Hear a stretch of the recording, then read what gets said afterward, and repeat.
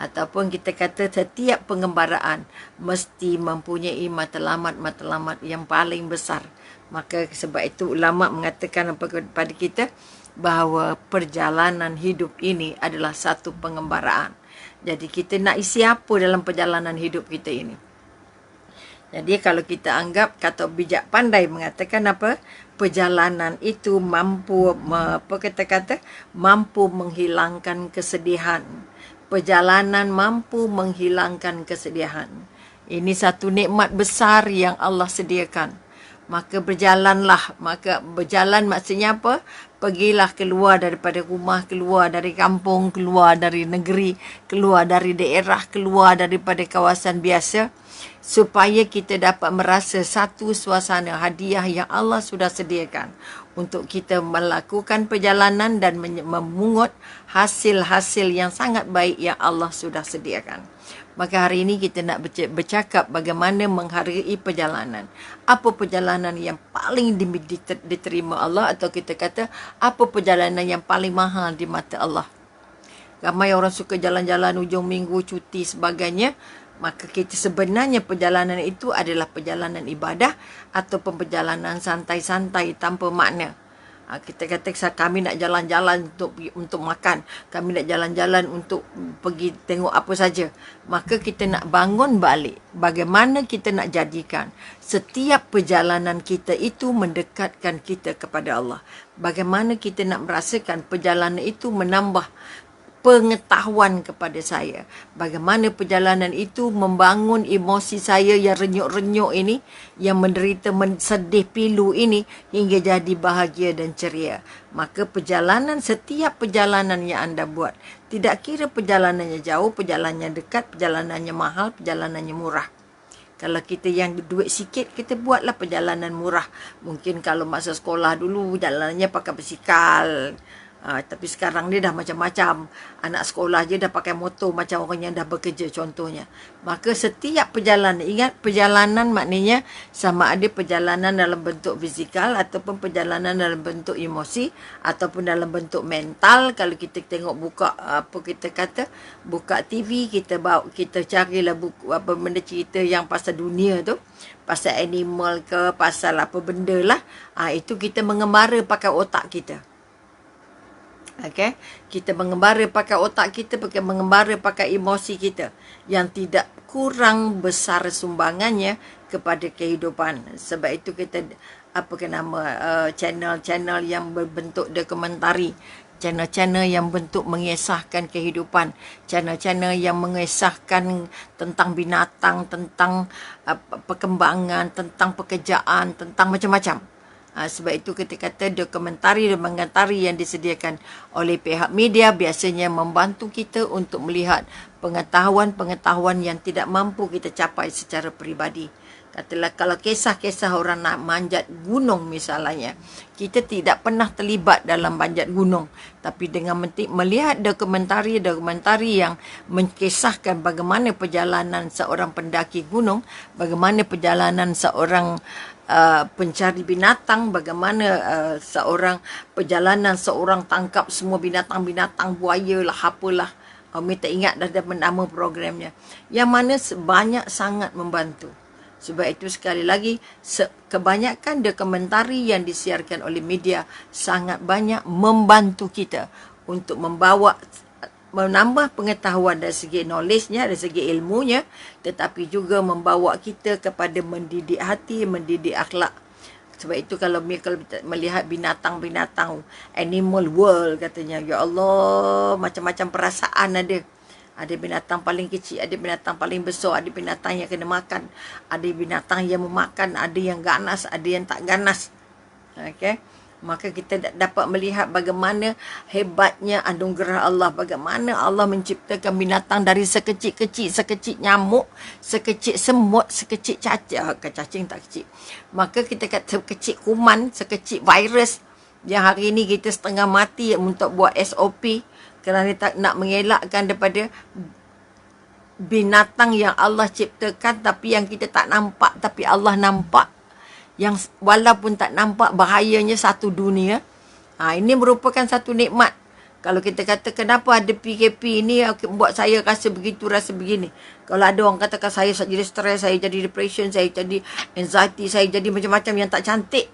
Dengan adanya PKP ini, maka ini menandakan hubungan dengan Tuhannya sakit. Kerana itu sekali lagi, kalau hubungan dengan Tuhan kita cantik, hubungan cantik maknanya hubungannya mesra, jumpa selalu. Hubungannya dekat, minta selalu. Hubungannya kukuh, bersandar selalu. Hubungannya sebagai protector. Itu lagi kuat. Setiap pelindung, tidak ada pelindung teragung selain Allah. Tidak ada tempat bergantung selain Allah. Tidak ada tempat berserah selain Allah. Maka kalau kita zaman-zaman COVID ini atau musim-musim COVID ini, semua media masa kalau berdoa, ya Allah jauhkan kami dari wabak, ya Allah jauhkan kami daripada coronavirus, ya Allah jauhkan kami daripada taun, ya Allah jauhkan kami dari penyakit-penyakit, ya Allah baru keluar doa-doa penyakitnya. Okey, itulah nikmat-nikmat yang Allah bekalkan. Kalau kita merasa bahawa dengan PKP ini kita masih merasa jauh dengan Allah, maknanya something wrong somewhere. Kita ada masalah dengan Allah. Talian hayat kita dengan Allah tidak jelas. Maka sekali lagi mari kita menyemak bahawa setiap yang Allah bekalkan pada kita, kita tidak berjalan tapi dibawa satu pengalaman supaya kamu berjalan. Melihat ke seluruh dunia macam mana COVID-19 bergerak, membunuh jutaan ribuan manusia. Sedangkan dia tidak nampak saiznya pun kecuali dengan mikroskop. Ini bermakna sekali lagi nak bagi tahu dengan kita, Allah itu maha berkuasa. Kita masuk hutan takut rimau, takut gajah, takut ular, takut yang besar-besar. Tapi dalam bandar, dalam hutan tetap datang namanya coronavirus. Yang itu yang kita kata bahawa kalau datangnya coronavirus ini tidak membuat kita untuk dekat dengan Allah, kitalah manusia paling rugi. Kalau dengan datangnya PKP, kita tidak merasa bahawa Allah ni sayangnya kita, sayang sangat-sangat dengan kita. Dikeluarkan perintah berkurung. Kenapa kamu mesti berkurung? Kerana nak selamatkan nyawa. Kerana nak bantu orang lain supaya tidak berjangkit. Untuk membantu kita supaya cepat memutuskan rantaian-rantaian yang ada. Ini kekuatan. Dan nak mengajar kita namanya sabar dengan perintah. Kedua, namanya ikhlas dengan perintah. Ketiga, namanya redha dengan perintah. Maka kita katakan perjalanan-perjalanan yang kita lalui, yang kita kata kita tak pernah lalui. Zaman berkurung PKP tak pernah berlaku di Malaysia. Tapi berlaku. Maka ini juga perjalanan. Perjalanan dari segi mindanya, perjalanan dari segi kepahamannya, perjalanan dari segi emosinya, dan perjalanan dari segi spiritual. Kita tidak berjalan, tapi otak kita jalan, perasaan kita jalan, hati kita jalan, hubungan kita dengan Allah bertambah baik. InsyaAllah.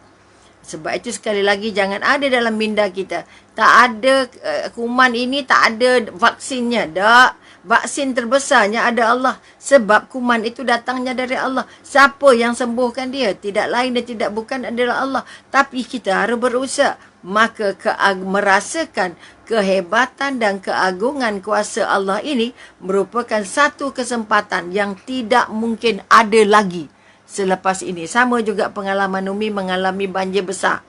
Tahun 69, sebuah banjir besar seluruh Malaysia. Umi tak pernah mengalami banjir yang sampai lagi satu kaki je nak sampai ke lantai rumah. Sebab rumah Umi lantai apa tu kata pakai tiang tinggi orang Perak. Itulah saat di mana merasa ya Allah, andai kata ada batang kayu yang besarlah yang menghentak di tiang semasa hanyut dengan air-air yang laju itu. Mati dah Umi, habis rumah runtuh. Kita tengok rumah-rumah hanyut dalam sungai. Allah sedihnya, takutnya, bimbangnya. Takut setiap malam bangun je dah tak, rumah dah tak nampak dah. Kita dah terbalik kong dalam air dah. Contohnya. Maka setiap perjalanan, pertama perjalanan minda ini, kedua perjalanan emosi ini, ketiga perjalanan hati ini. Maka perjalanan-perjalanan yang kita buat, walaupun fizikalnya tidak bergerak, yang dimudahkan oleh teknologi-teknologi, itu juga merupakan perjalanan. Sebab itu kita kata yang ada WhatsApp, yang ada Facebook, yang ada email yang ada, Twitter yang ada, apa semua itu adalah semua proses untuk membantu otak kita berjalan. Otak kita membuat penggambaraan, otak kita membuat tinjauan, dan perasaan-perasaan kita macam-macam.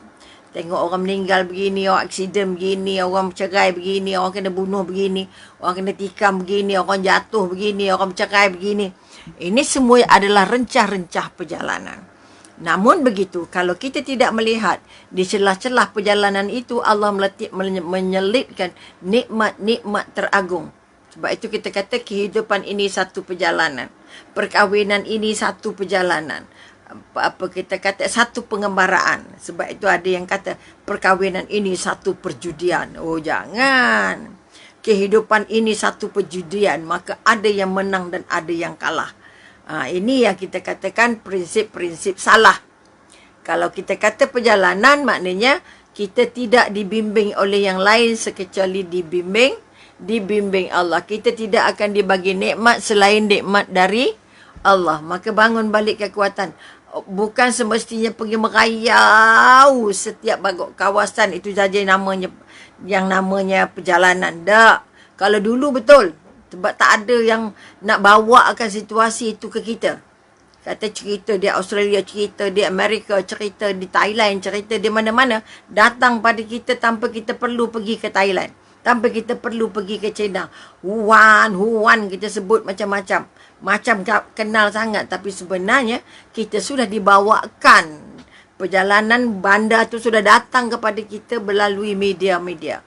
Maka sebab itu sekali lagi, apa saja yang kita tatap dari media, apa saja yang boleh memberi impak kepada perasaan adalah cara Allah menyentuh kita. Sebab itu nampak orang kemalangan, nampak orang banjir, nampak orang tenggelam, nampak orang kena bunuh, nampak. Ini harus membantu kita untuk dekat balik dengan Allah. Ya Allah, Tuhanku, lindungkan ya Allah. Lindungkan ya Allah, bantu kami ya Allah. Kami dah diuji ya Allah, kami sedang diuji ya Allah. Bantu sahabat-sahabat kami yang sedang dilanda banjir ya Allah. Bantu sahabat-sahabat kami yang sedang melalui mengalami gempa bumi ya Allah. Gantung kami, bantu sahabat-sahabat kami yang sedang diselimuti tsunami ya Allah, ataupun diliputi musim sejuk contohnya. Maka kekuatan ini yang membantu kita mengembara bukan saja secara fizikal tetapi secara metafizik. Bila kata secara metafizik, pertama mengembara secara fiziknya, kedua mengembara secara metafizik. Metafizik maknanya otaknya berjalan, mindanya berjalan, dan perasaannya diulik sekali oleh pengembaraan itu sehingga kita merasakan bahawa apa yang kita tonton seolah-olah kita berada di sana. Apa yang kita tonton seolah-olah kita berada di sana. Maka kalau yang kita tonton itu tidak memberi kita sebarang ibrah ataupun kita kata tidak menyumbang pada sebarang kebaikan hubungan kita dengan Allah, maka yang melihat perjalanan itu adalah mata-mata yang buta. Walaupun bola matanya buka, tapi otak tak buka, hati tak buka. Kalau jumpa orang susah, tengok orang jadi mangsa tsunami, mangsa tanah longsor, tapi kita tidak pun nak angkat tangan. Ya Allah, doakan sahabat kami ni ya Allah, bantu sahabat kami ya Allah, beri ketabahan sahabat kami ni ya Allah. Maka perjalanan itu tidak membuat kita dekat dengan Allah. Sebab itu kita kata beruntung zaman ini. Apa saja yang berlaku di luar negara, tak lama kita akan dapat. Untuk membolehkan kita mendoakan sahabat dan kerabat kita. Itu juga merupakan satu daripada sedekah paling mahal. Doakanlah sahabat kamu ketika kamu di belakangnya. Ataupun kamu tidak di hadapannya. Dia tak tahu pun kita mendoakan dia. Sebab itu sekali, itu satu perjalanan. Perjalanan berdasarkan minda ataupun kita kata perjalanan metafizik. Perjalanan kita tidak berjalan tapi yang nak ditengok tu datang pada kita melalui media massa. Itu satu. Kalau itu juga tidak membantu kita untuk rasa dekat dengan Allah, itu juga satu kerugian. Kerana yang dipaparkan itu adalah nikmat-nikmat dari sentuhan Allah.